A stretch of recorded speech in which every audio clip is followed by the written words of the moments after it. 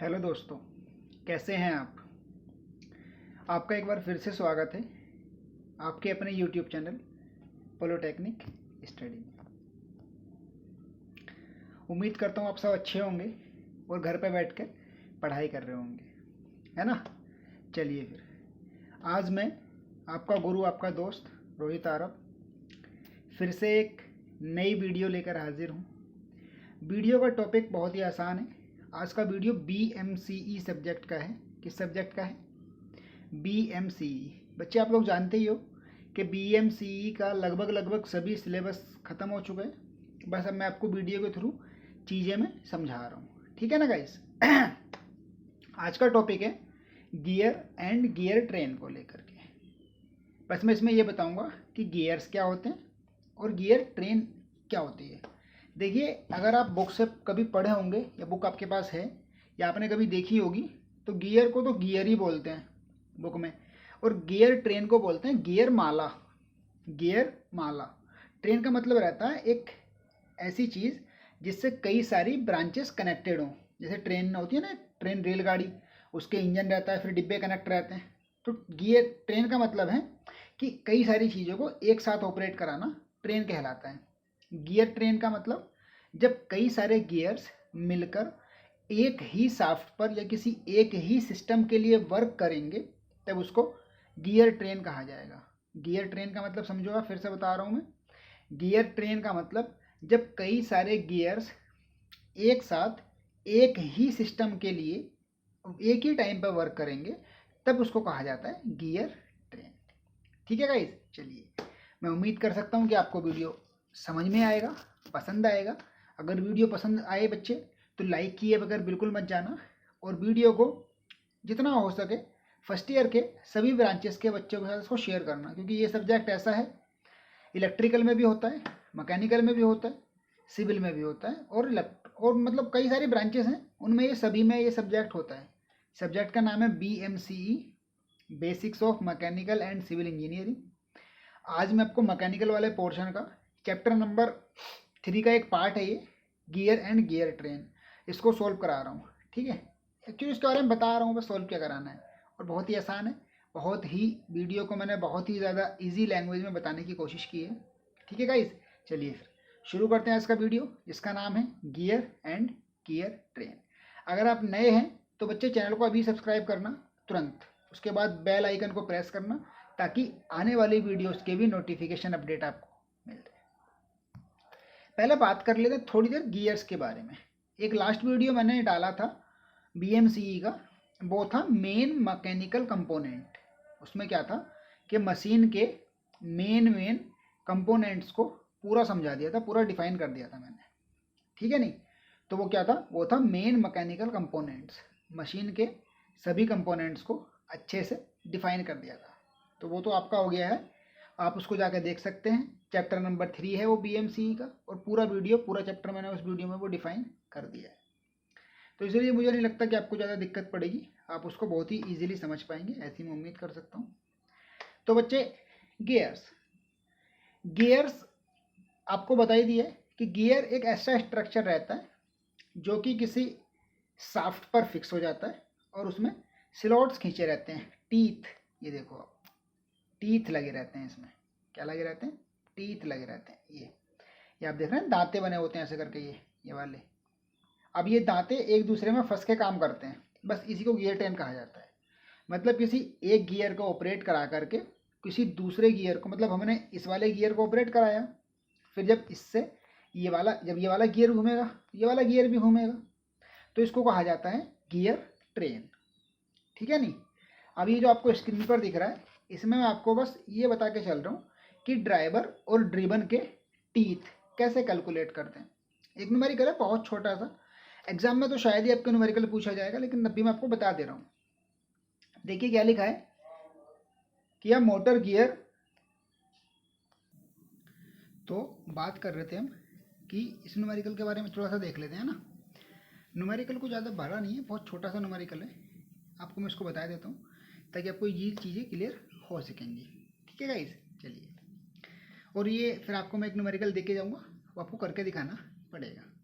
ठीक है, देखिए पहला ये है, न्यूमेरिकल पढ़ेंगे हम। तो कि a motor gear has 28 teeth।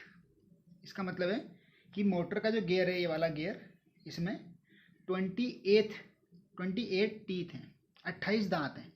दांत मतलब ये स्लॉट जो बने हुए हैं, इनको हम दांत बोलते हैं। तो मोटर के गियर में 28 दांत हैं। कितने दांत हैं? 28 दांत हैं। कितने? 28। ठीक है नहीं? उसके बाद ये घूम रहा है 100 रिवोल्यूशन पर मिनट, यानी कि ये 1 मिनट में 100 चक्कर लगा रहा है। ये जो मोटर का गियर है, ये 1 मिनट में 100 चक्कर लगा रहा है। 100 रिवोल्यूशन का मतलब 100 आरपीएम। मोटर की स्पीड होती है ना 100 आरपीएम। तो ये क्या घूम रहा है? ये घूम रहा है आपका 100 रिवोल्यूशन पर मिनट। उसके बाद है कि what is it's rotational speed if the driven gear has 10 teeth. लिखा है ना कि जो ड्रिवन गियर है, ये वाला, ये है ड्रिवन गियर, ये वाला, इसमें 10 दांत हैं, यानी कि इसके जो हैं वो 10 स्लॉट हैं, 10 स्लॉट्स। तो आपको बताना ये है कि जब ये घूम रहा है 100 रिवोल्यूशन पर मिनट 100 आरपीएम की स्पीड से, तो ये वाला टीथ कितने आरपीएम की स्पीड से घूमेगा, ये बताना है बस।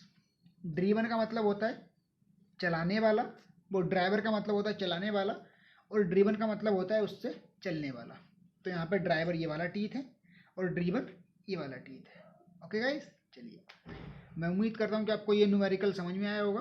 बाकी अब इसका मैं सोल्यूशन आपको कराए देता हूँ। लिखा है कि स्पीड ऑफ गिवन गियर, इसका फॉर्मूला होता है कि number of teeth on driver gear, कि ड्राइवर गियर में कितने टीथ हैं, upon number of teeth of driven gear into 100। ये फॉर्मूला होता है कि जो ड्राइवर गियर है उसमें कितने दांत हैं, और जो ड्रिवन गियर है यानी कि एक चलाने वाला और एक चलने वाला, तो ये जो चलाने वाला है उसमें कितने दांत है वो ऊपर लिखे जाएंगे, और जो चलने वाला है उसमें कितने दांत है वो नीचे लिखे जाएंगे। हमने चलाने वाला और चलने वाला दोनों लिख दिए। 28 दांते थे उस वाले में जो चलाने वाला था, और 10 हैं जो चलने वाला था। हमने उसके बाद 100 से मल्टीप्लाई किया अकॉर्डिंग टू फॉर्मूला, सोल्व किया तो निकल के आया 280 रिवोल्यूशन पर मिनट। यानी कि जो छोटा वाला गियर है, यानी कि जो ड्रिवन गियर है, वो किस स्पीड से घूमेगा? वो घूमेगा आपका 280 रिवोल्यूशन पर मिनट की स्पीड से। किस स्पीड से घूमेगा वो? 280 रिवोल्यूशन पर मिनट की स्पीड से। ठीक है गाइस, आई होप कि आप इस न्यूमेरिकल को बहुत इजीली समझ पाए होगे। आखिर में मैं आपको एक ऐसा न्यूमेरिकल देके जाऊंगा, वो आपको मुझे करके दिखाना पड़ेगा। तो अगर आप इस न्यूमेरिकल को नहीं समझ पाए हैं तो प्लीज़ थोड़ा पीछे चले जाना और न्यूमेरिकल को वापस से देख लेना। ओके गाइस, बढ़ते हैं आगे। अब मैं आपको थोड़े से गियर्स के टाइप बता देता हूँ, अगर कोई दिक्कत ना हो तो। उसके बाद गियर ट्रेन समझा दूंगा और कहानी खत्म हो जाएगी। अभी तो मैंने आपको केवल ये बताया कि गियर्स क्या होते हैं, और एक न्यूमेरिकल बता दिया कि ड्राइवर क्या होता है और ड्रिवन क्या होता है। ड्राइवर का मतलब चलाने वाला और ड्रिवन का मतलब चलने वाला। अब मैं आपको थोड़े से गियर्स के एग्जाम्पल दिखाई देता हूँ। ठीक है नहीं? गियर्स के एग्जाम्पल क्या हैं? पहला है बेवल गियर।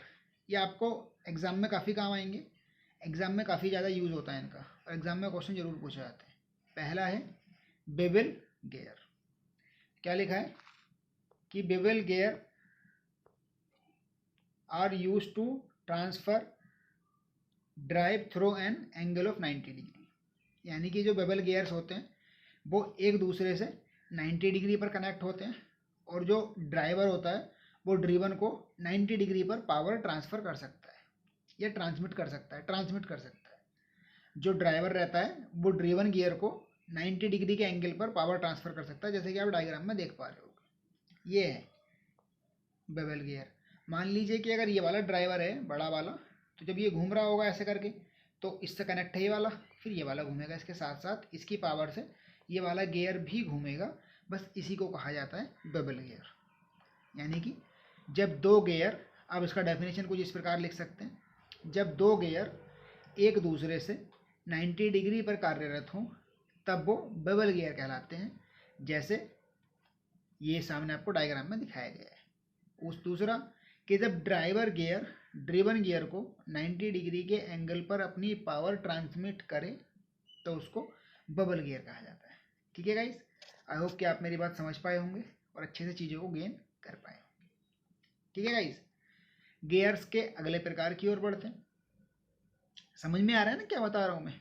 गाइस वीडियो का अच्छा लग रहा है तो वीडियो को लाइक करे बगैर बिल्कुल मत जाइएगा यार, काफ़ी मेहनत लगती है वीडियो बनाने में। आप लोग को तो केवल लाइक करना होता है और कुछ नहीं करना होता बस। तो अब आता है वॉर्म गियर। वॉर्म गियर, देखिए वॉर्म गियर्स भी 90 डिग्री रहते हैं। वॉर्म गियर्स भी एक दूसरे से 90 डिग्री रहते हैं, लेकिन इसमें क्या है कि बबल गियर में और इस गियर में डिफरेंस ये है कि इसमें एक जो गियर रहता है वो पूरी तरीके से सिलेंड्रिकल रहता है, यदि नीचे वाला पूरी तरीके से सिलेंड्रिकल रहेगा, और ऊपर वाला जिसको हम वॉर्म कहते हैं, वॉर्म, और ऊपर वाला जो है एक व्हील की तरह होता है जिसको हम वॉर्म व्हील कहते हैं। तो वॉर्म एंड वॉर्म व्हील ये आते हैं दोनों, एग्जाम में काफ़ी पूछा जाता है, worm and worm wheel.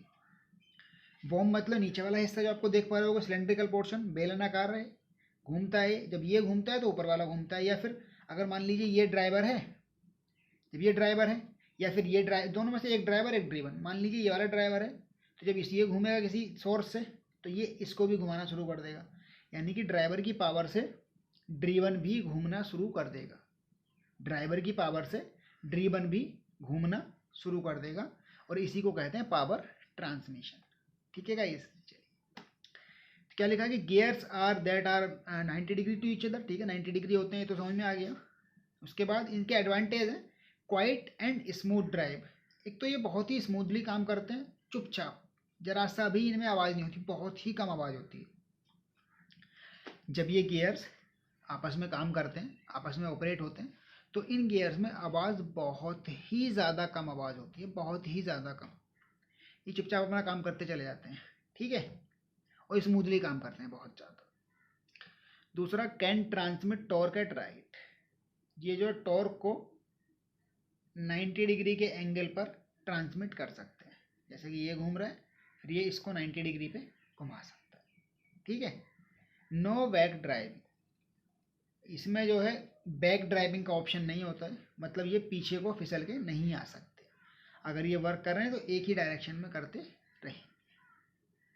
Good for positioning systems, क्या लिखा है कि मान लीजिए हमको किसी चीज़ को पोजीशन करना है, किसी चीज़ को एक जगह से उठाकर दूसरी जगह फिक्स करना है, तो वहाँ के लिए ये गियर्स काफ़ी ज़्यादा इम्पोर्टेंट रहते हैं।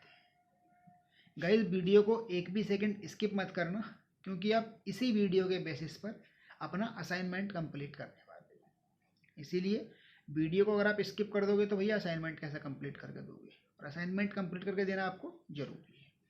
वीडियो आप पूरा देखो यार, उम्मीद करता हूँ कि आपको हर चीज़ समझ में आएगी, और मेरी कोशिश है कि मैं आपको हर चीज़ बहुत ही ज़्यादा आसानी से समझाऊँ। ठीक है ना गाइस, आपको कोई भी डाउट अगर रहता है तो आपके पास मेरा नंबर है, आप मुझे कॉल कर सकते हैं, व्हाट्सअप कर सकते हैं, या आप हमें ईमेल कर सकते हैं polytechnicstudy2019@gmail.com पर। ठीक है गाइस, चलिए देखिए एडवांटेज तो हमने जान लिए, यानी कि फ़ायदे तो हमको पता लग गए कि वॉर्म एंड वॉर्म व्हील के फ़ायदे क्या हैं। अब थोड़े से नुकसान के बारे में बात कर लेते हैं, क्योंकि कुछ ना कुछ तो नुकसान होगा ही इसका भी। अगर इसका नुकसान नहीं होता तो हम केवल अकेला इसी को पढ़ रहे होते, इसके जैसे किसी और को नहीं पढ़ रहे होते, तो इसका भी कुछ ना कुछ नुकसान है। तो एक बार देख लेते हैं उनके बारे में भी कि इसके नुकसान क्या क्या हो सकते हैं या क्या क्या हैं। इन सब चीज़ों के बारे में भी थोड़ा सा पढ़ लेते हैं, क्योंकि हमेशा केवल प्लस पॉइंट ही नहीं पढ़ के चलना चाहिए, हमेशा नेगेटिव फैक्ट भी देख के चलो चीज़ों का।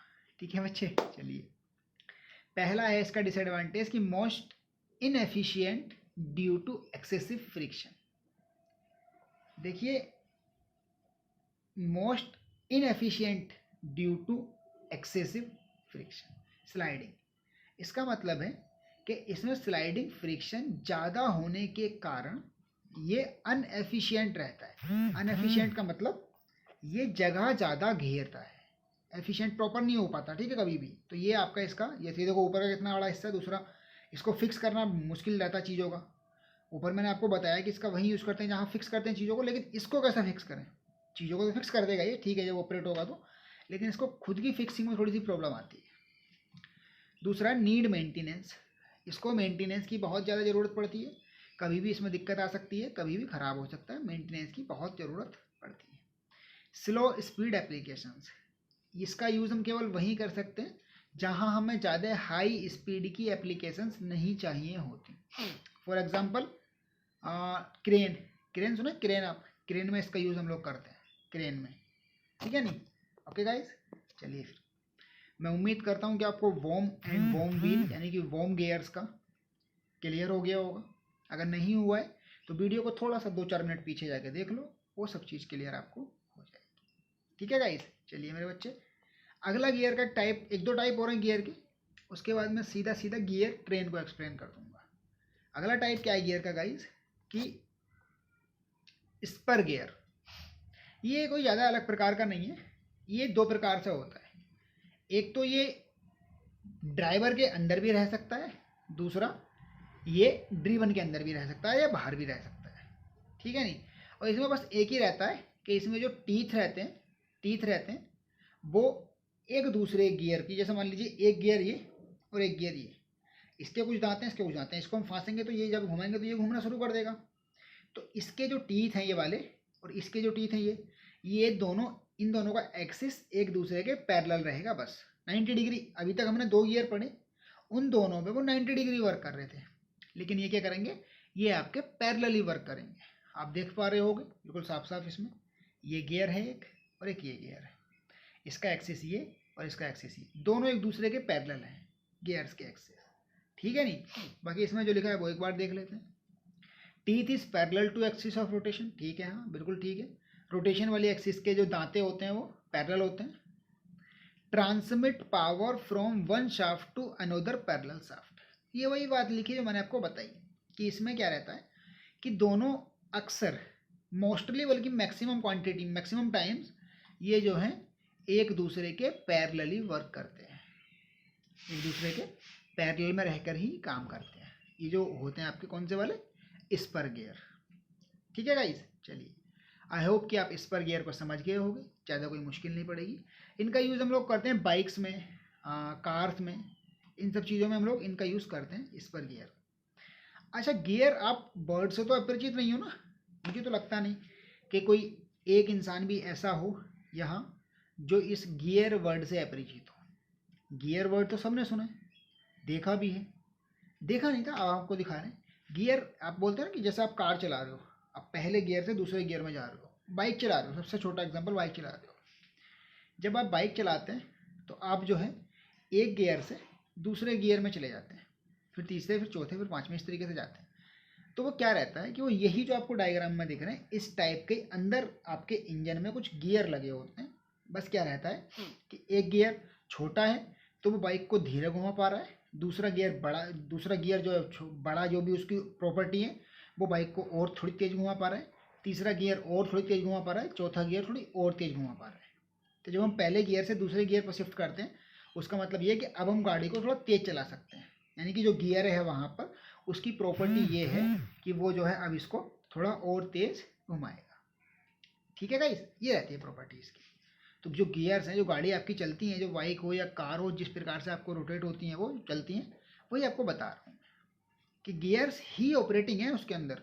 आप जो बोलते हो फर्स्ट गियर, सेकंड गियर, दूसरे गियर में चल रहे हैं हम तो अच्छा गियर चेंज कर, गियर का मतलब आप उस पैर से या हाथ से उस जगह को चेंज कर रहे हो, यानी कि एक गियर से दूसरे गियर पर शिफ्ट हो रहे हो अपनी पोजीशन के अकॉर्डिंग।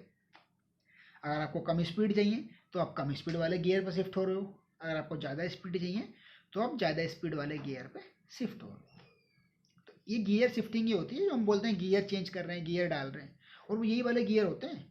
आपको लग रहा है आपने तो देखे नहीं, ये सब इंजन के अंदर लगे होते हैं भैया, आप कैसे देख लोगे, हम आपको दिखा रहे हैं तो आप पढ़ो, आपके सिलेबस में तो आपको पढ़ना पड़ रहा है, ठीक है नहीं। चलिए, मैकेनिकल वालों का तो पूरा टाइम इन्हीं से डीलिंग रहना है हमेशा तक, लेकिन ये कि आप तो इलेक्ट्रिकल वाले हो, आपको तो बस केवल ये सब्जेक्ट इस बार आएगा, उसके बाद सब्जेक्ट आएगा नहीं। लेकिन जो मैकेनिकल वाले हैं उनको तो पूरा टाइम, जब तक वो डिप्लोमा या अपना डिग्री करेंगे, और उसके बाद जब भी कभी वो जॉब करेंगे अपने डिप्लोमा या डिग्री के बेस पर, उनको इन गियर से ही पूरा टाइम डील करना पड़ेगा भैया। जैसे आपको पूरा टाइम वायर से डील करना पड़ेगा, वैसे ही मैकेनिकल वालों को पूरा टाइम इन गियर से डील करना पड़ेगा, ठीक है गाइस। चलिए, अगला प्रकार है, आपको स्क्रीन पर दिख रहा होगा, हेलिकल गियर। कौन सा gear, helical gear. Helical gear, इसमें क्या रहता है कि इसमें जो टीथ रहते हैं वो थोड़े तिरछे काट दिए जाते हैं। ऐसे गोला है ना, इसको ऐसे ना करके ऐसे कर दिया जाता है, तिरछा थोड़ा ऐसे तिरछा घुमा दिया जाता है। तो ये दांत तो ऐसे हो गया, ये टीथ ऐसे, टीथ थोड़े स्क्यू कर दिए जाते हैं। इसकी मतलब तिरछे कर दिए जाते हैं। अब देखो यहाँ पे, ये देखो एकदम थोड़े तिरछे तिरछे दांत हैं, ऐसे करके, सीधे सीधे नहीं है। सेम कहानी उसकी भी है, तिरछे दांत हैं। मतलब इसमें क्या रहता है कि टीथ थोड़े इंक्लिनेशन में रहते हैं। और ये है जो एंगल है वो 10 डिग्री से लेकर 45 डिग्री तक हो सकता है। ये इसका टॉप व्यू रहता है, ये इसका रियल व्यू है और ये इसका टॉप व्यू है। ठीक है गाइस, अब इसको हम पढ़ लेते हैं एक बार। हेलिकेयर गियर में क्या लिखा है कि teeth are at angle to the gear axis usually 10 to 45 degree, called helix angle gear या फिर हेलिकल गियर्स। जो टीथ हैं वो 10 से लेके 45 डिग्री पर रहते हैं एक दूसरे से, ठीक है नहीं, उनको हेलिकल गियर कहा जाता है। इनको इंक्लाइंड गियर भी कहा जाता है, कभी कभी इनको जो है वो इंक्लाइंड गियर्स भी कहा जाता है। ठीक है गाइस, चलिए आगे देखेंगे। आप तो आपको पता लगेगा कि इसके एडवांटेज के बारे में बात हो रही है। Smooth and quiet due to gradual tooth engagement, smooth चलते हैं और ज़्यादा कोई शोर शराबा नहीं करते हैं। उसके बाद इनकी जो स्पीड है वो 5000 फीट्स पर मिनट हो सकती है। इनकी जो स्पीड है वो 5000 फीट पर मिनट तक हो सकती है। मतलब ये जो है 5000 फीट की डिस्टेंस को वो 1 मिनट में ट्रैवल कर सकते हैं, इनकी इतनी स्पीड हो सकती है। ठीक है नहीं। उसके बाद लिखा है कि more tooth engagement allows for greater power transmission for given gear size. अगर हमको ज़्यादा पावर ट्रांसमिशन करना है तो हमको गियर साइज में जो ज़्यादा दांतें काटने पड़ेंगे। यानी कि जो गियर साइज है, जो गियर है उसमें आप थोड़ा टीथ की संख्या को बढ़ा देंगे तो आपकी जो है पावर जो ट्रांसमिट होने वाली है वो भी बढ़ जाएगी। ठीक है गाइस, जो मैं मुंह से बोल रहा हूँ आप एक काम करो, थोड़ा वीडियो को आराम आराम से देखो और उन चीज़ों को नोट डाउन करते चलो, क्योंकि यही सब मैं असाइनमेंट में पूछने वाला हूँ। ठीक है नहीं, तो आप आराम से नोट डाउन कर लो, 2 बार देखो 3 बार देखो, जब तक आपके वीडियो समझ में ना आए आप वीडियो को पूरा देखो। और गाइस वीडियो को स्किप करोगे तो भैया आपका नुकसान, मेरा कोई नुकसान नहीं। आप स्किप करोगे आप चीज़ों को खोदोगे, मैं नहीं। ठीक है नहीं। आगे डिसएडवांटेज के रहते हैं, बहुत महंगा होता है क्योंकि इसमें कई सारे अरेंजमेंट करने पड़ते हैं, इसलिए इसकी कॉस्ट काफ़ी ज़्यादा हो जाती है, एक्सपेंसिव हो जाता है। दूसरा है इसका डिसएडवांटेज कि रिजल्टिंग एक्सियल थ्रस्ट कंपोनेंट, कि इसमें क्या रहता है कि एक्सियल थ्रस्ट कंपोनेंट मतलब एक इंक्लिनेशन से झुका रहता है ना, तो कभी भी टूटने फूटने का खतरा बना रहता है, बस ये है इसका मतलब। ठीक है गाइस, आई होप कि आपको हेलिकल गियर भी क्लियर हो गया हो। और अब जब सारे गियर क्लियर हो ही गए हैं तो क्यों ना गियर ट्रेन की बात कर ली जाए, है ना। गियर ट्रेन की बात कर ली जाए। गियर ट्रेन होता है जब आप कई सारे गियर्स को एक साथ ऑपरेट कराओ तो उसको गियर ट्रेन्स कहा जाता है। जब आप कई सारे गियर्स को एक साथ ऑपरेट कराते हैं तो उसको गियर ट्रेन कहा जाता है। गियर ट्रेन का यूज़ इसलिए किया जाता है ताकि ड्राइवर गियर जो कि एक ही होता है उसकी पावर को कई सारे ड्रिवन गियर्स में बांटा जा सके। जैसे मान लीजिए कि एक गियर इधर चल रहा है और हमने शाफ्ट लगाया, इस शाफ्ट पे एक गियर लगाया, बराबर वाले पे दूसरा, उससे बराबर वाले पे तीसरा, इस तरीके से लगाएंगे बहुत सारे गियर हम। तो वो जब गियर हम लगा देंगे तो इस ड्राइवर शाफ्ट की पावर को सब में फैला सकते हैं हम। उससे क्या होगा कि एक ड्राइवर से कई सारे ड्रिवन गियर्स को चलाया जा सकता है कि नहीं। तो गियर ट्रेन एक ऐसी ट्रेन होती है जिसमें एक ड्राइवर गियर से कई सारे ड्रिवन गियर्स को ऑपरेट कराया जा सकता है और पावर को ट्रांसमिट किया जा सकता है कई सारे गियर्स पर एक साथ। ओके, आई होप कि आप समझ पाए होंगे। गियर ट्रेन जो होती हैं वो 4 प्रकार की होती हैं, लेकिन आपके सिलेबस में केवल 2 प्रकार की हैं, ऊपर वाली दोनों, आपको केवल ऊपर वाली दोनों ही पढ़नी है। पहला होता है आपका सिंपल गियर ट्रेन,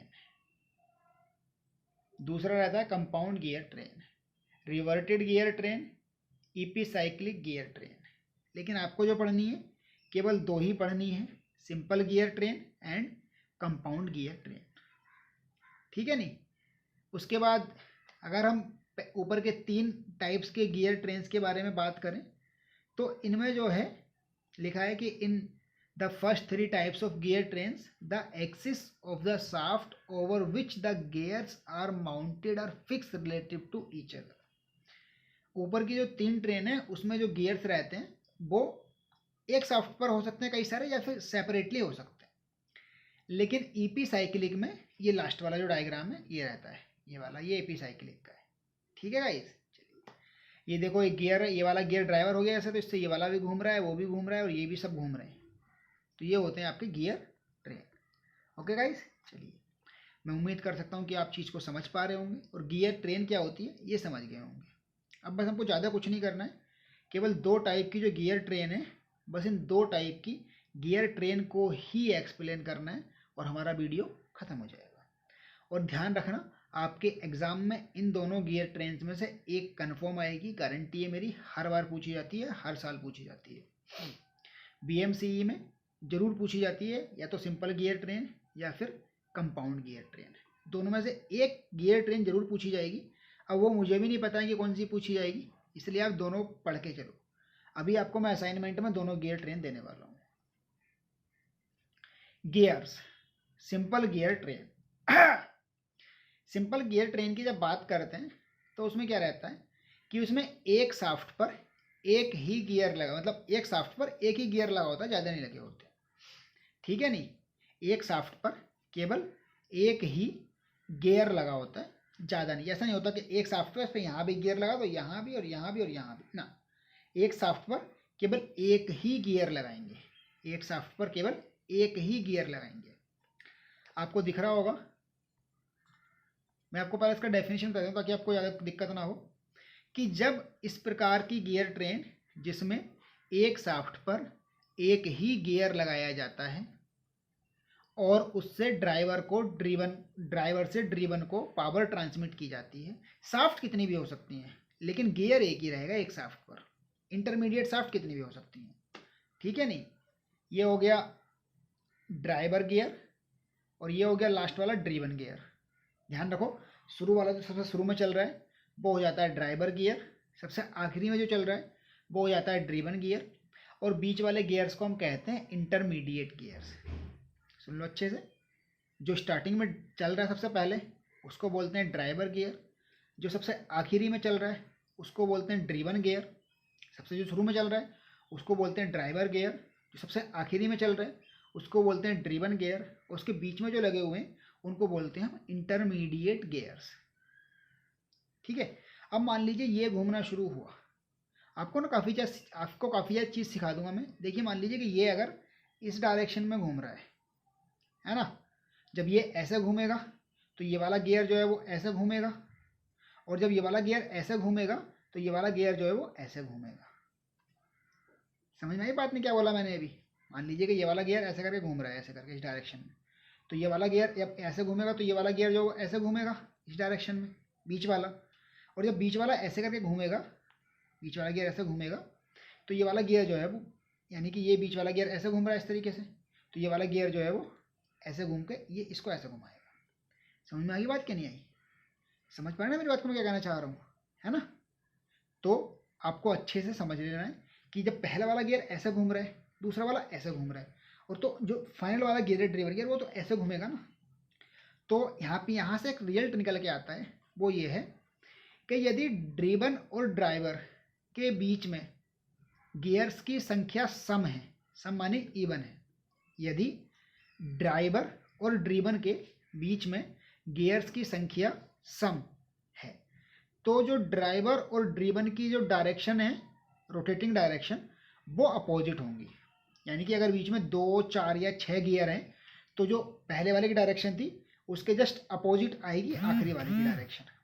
लेकिन यदि अगर ड्राइवर और ड्रीवन गियर्स के बीच में, ड्राइवर और ड्रीवन गियर्स के बीच में इंटरमीडिएट गियर्स की संख्या विषम यानी कि ऑड है, जैसे कि 1, 3, 5, 7 ऐसा है, तो सेम डायरेक्शन आएगी जो आपकी ड्राइवर गियर की है, वही डायरेक्शन ड्रीवन गियर की बन जाएगी। ये बहुत ही ज़्यादा इंपॉर्टेंट बात थी, फिर से मैं बता रहा हूँ, नोट डाउन कर लेना कि यदि सिंपल गियर ट्रेन में है केवल यदि ड्राइवर और ड्रिवन गियर्स के बीच में इंटरमीडिएट गियर्स की संख्या सम यानी कि इवन है तो उन दोनों की डायरेक्शंस अपोजिट होती हैं। किन दोनों की? ड्राइवर एंड ड्रिवन गियर्स की।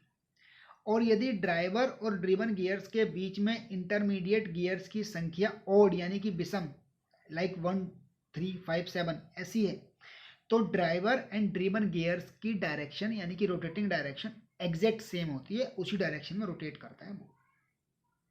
ठीक है ना? आई होप कि आप मेरी बात समझ पाए होंगे और चीज़ों को अच्छे से क्लियर कर पाए होंगे सिंपल गियर ट्रेन क्या होती है। और सिंपल गियर ट्रेन जरूर पूछी जाएगी। आपके सामने डायग्राम बना हुआ है, आपको यही डायग्राम भी जरूर बना के आना, बिना इस डायग्राम के कुछ नहीं हो पाएगा। ठीक है नहीं? चलिए कंपाउंड गियर ट्रेन की बात कर लेते हैं। कंपाउंड गियर ट्रेन और सिंपल गियर ट्रेन में बस इतना ही फर्क है कि इसमें ड्राइवर वाले पे एक शाफ्ट रहती है और ड्रिवन वाले पे एक, वो मतलब ड्राइवर जो गियर है वो एक शाफ्ट पे अकेला गियर रहेगा। सबसे आखिरी वाला गियर है ड्रिवन गियर, वो भी एक शाफ्ट पे अकेला रहेगा। बीच वाली शाफ्ट पे कितने भी गियर हो सकते हैं, यानी कि इंटरमीडिएट शाफ्ट पे कितने भी गियर हो सकते हैं। आप फिर से सुन लीजिए, कंपाउंड गियर ट्रेन वह गियर ट्रेन है जिसमें ड्राइवर गियर वाली शाफ्ट पर केवल एक गियर रहता है और ड्रिवन गियर वाली शाफ्ट पर केवल एक गियर रहता है, और इंटरमीडिएट गियर वाली शाफ्ट पर कितने भी गियर्स हो सकते हैं। यह आपका कंपाउंड गियर ट्रेन है। आई होप गाइस कि आप बात को मेरी बहुत अच्छे से समझ पाए होंगे। कंपाउंड गियर ट्रेन क्या होता है केवल मैंने डेफिनेशन बताया, अभी आपको बताऊंगा बाकी पूरी कहानी। कंपाउंड गियर ट्रेन वह गियर ट्रेन है जिसमें driver and driven gear shaft पर केवल एक एक गियर रहता है और इंटरमीडिएट में कई सारे गियर्स हो सकते हैं। ठीक है नहीं? चलिए समझ में आया? मज़ा आया? लाइक करो यार, और बाकी लोगों से शेयर करो वीडियो को। जितने भी लोग BMC सब्जेक्ट पढ़ रहे हैं, मैं चाहता हूँ कि हर कोई ये वीडियो देखे ताकि हर किसी को चीज़ें समझ में आ सकें। और गियर तो यार हर किसी की लाइफ का पार्ट है, हर कोई बाइक चलाता है, हर कोई कार चलाता है, तो ये सब तो आपके हर किसी जनरल नॉलेज की बात है। कंपाउंड गियर ट्रेन पढ़ लेते हैं। आप डायग्राम में देख ही लिए होंगे। देखो, ड्राइवर में केवल एक ही गियर है और ड्रिवन में केवल एक ही गियर है। बीच में देखो एक ये छोटा वाला गियर है और एक ये बड़ा वाला गियर है नहीं? वही बताया मैंने कि ड्राइवर में एक, ड्रिवन में एक, बीच में कितने भी हो सकते हैं। अब पढ़िए क्या है कि when there is more than one gear on a shaft it is called compound gear train. जब एक शाफ्ट पर एक से ज़्यादा गियर होंगे तो वो कंपाउंड गियर ट्रेन कहलाएगी। उसके बाद the advantage of compound gear train over a simple gear train is that a much larger speed reduction from the first shaft to the last shaft can be obtained with small gears. इसका मतलब ये है guys कि एक advantage है जो कि आपको कंपाउंड गियर ट्रेन में मिलता है as compare to simple gear train. तो कंपाउंड गियर ट्रेन का अगर हम सिंपल गियर ट्रेन के कंपेयर में एडवांटेज ढूंढना चाहें तो वो एडवांटेज ये होता है मेरे बच्चे कि इनमें जो है लार्जर स्पीड रिडक्शन मिल जाता है, यानी कि ये जो है जल्दी से स्पीड को बढ़ा सकते हैं और जल्दी से स्पीड को घटा सकते हैं। मतलब एक्सीलरेट और ब्रेकिंग दोनों ही फास्ट हो जाती हैं अगर हम बात करते हैं कंपाउंड गियर ट्रेन की। ठीक है नहीं? जब कंपाउंड गियर ट्रेन की बात करते हैं तो एक्सीलरेटिंग एंड ब्रेकिंग दोनों ही काफ़ी फास्ट हो जाती है, इसीलिए हम कंपाउंड गियर ट्रेन को ज़्यादा अच्छा समझते हैं as compare to simple gear train. आपको मैं एक दो फोटो दिखाई देता हूँ। ये भी कंपाउंड गियर ट्रेन का फोटो है, वहाँ पे थोड़ा अच्छे से नहीं क्लियर हो पाएगा। यहाँ पे देख लीजिए आप, मान लीजिए कि ये ड्राइवर गियर है और ये ड्रिवन है, बीच में ये जो लगे हैं वो इंटरमीडिएट गियर्स है। ये वाला घुमा रहा है इसको और ये वाला घुमा रहा है फिर इसको। फॉर्मूला यहाँ भी वही अप्लाई होता है कि अगर डिपेंड करता है कि बीच वाली शाफ्ट पे कितने गियर्स हैं, है ना? अगर इन दोनों गियर्स के बीच में केवल एक ही शाफ्ट लगी है तब तो इनकी डायरेक्शन अपोजिट हो जाएगी, वो सेम हो जाएगी ऑड नंबर के साथ। अगर इन दोनों गियर्स के बीच में एक से ज़्यादा शाफ्ट लगी हैं, दो या इवन नंबर की शाफ्ट लगी हैं तो डायरेक्शन अपोजिट, ऑड नंबर की शाफ्ट लगी हैं तो डायरेक्शन सेम। फ़र्क नहीं पड़ता है कि आपका एक शाफ्ट पर कितने गियर्स हैं, बस फ़र्क पड़ता है कि शाफ्ट कितनी है बीच में। अगर एक शाफ्ट है तो डायरेक्शन सेम, दो शाफ्ट है तो अपोजिट, फिर 3 पे सेम, 4 पे अपोजिट, 5 पे सेम, 6 पे अपोजिट, यानी कि ऑड पे सेम और इवन पे डायरेक्शन अपोजिट। एक और डायग्राम देख लेते हैं कंपाउंड गियर ट्रेन का ही, आपको चीज़ें अच्छे से क्लियर हो जाएंगी। देखिए ज़रा, इंटरमीडिएट को ना इडले गियर भी बोलते हैं।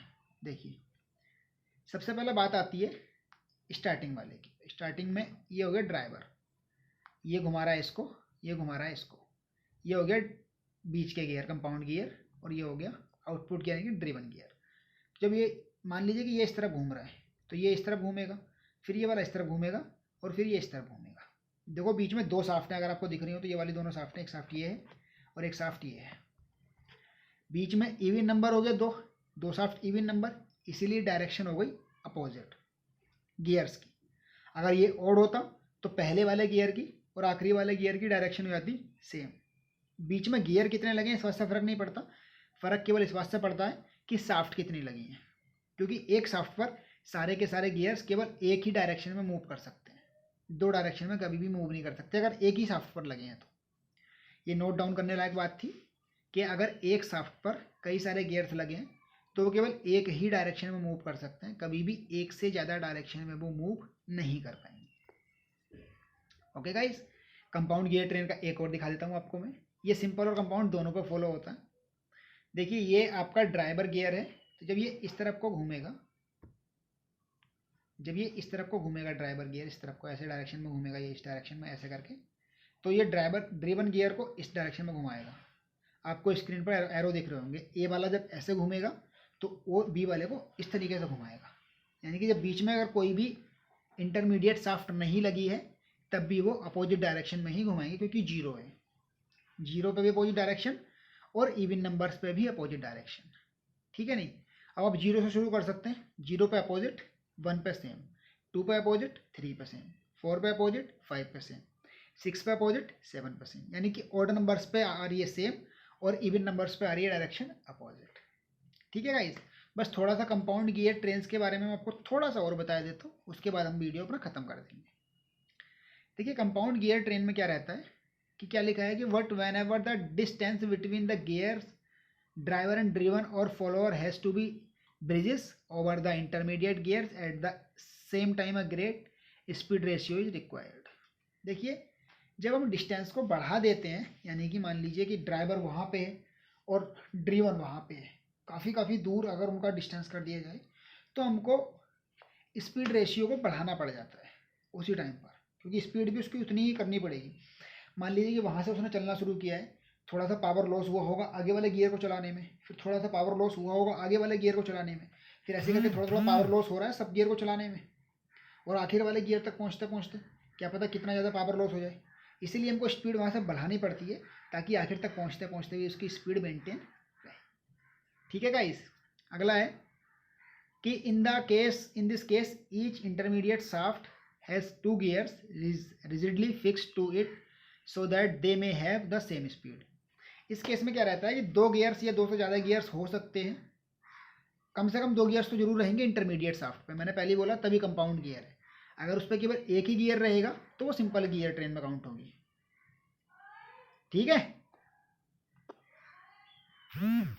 अब इसके बाद क्या है, one of these two gears mesh up with the driver and other figure driver follower attach to the next shaft. ये आपको डायग्राम में दिखाएगा, इसके बारे में बताता है जो मैंने आपको अभी तक बताया, बस वही सब इसमें डिस्कस किया गया है। ओके गाइज, मैं उम्मीद कर सकता हूँ कि आपको ड्राइवर और ड्रिवन पूरा कॉन्सेप्ट समझ में आया होगा, गियर ट्रेन पूरी समझ में आई होगी। वीडियो को गाइस पूरा देखने के लिए आपका बहुत बहुत धन्यवाद। आपकी वीडियो से रिलेटेड कोई भी क्वेरी है, कोई सजेशन है, ईमेल कर सकते हैं या फिर आप हमें व्हाट्सअप कर सकते हैं। मेरा व्हाट्सअप नंबर है 8958617732। अगर आप केवल यूट्यूब स्टूडेंट हैं और आप अगर ग्रुप बनाना चाहते हैं इलेक्ट्रिकल फर्स्ट ईयर का, जो कि बहुत सारी वीडियोज़ हैं, आप मुझे व्हाट्सअप कीजिएगा, मैं आपको एक फर्स्ट ईयर का ग्रुप भी बना दूंगा, जबकि सेकेंड ईयर और थर्ड ईयर के ऑलरेडी बने हुए हैं यूट्यूब स्टूडेंट्स के।